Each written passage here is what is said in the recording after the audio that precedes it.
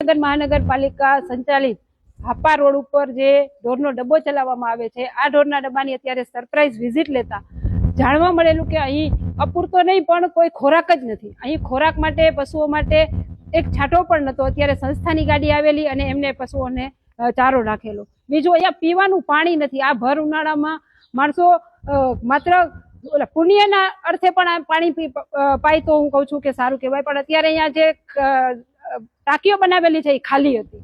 અત્યારે અહીંયા 3 ગાય માતાઓના શવ પડેલા છે, જે 3-4 દિવસથી મૃત્યુ પામેલા છે. એક નાનું વાછરડું પણ 2 દિવસથી અહીંયા મૃત્યુ પામેલું આપણે જોવા મળ્યું.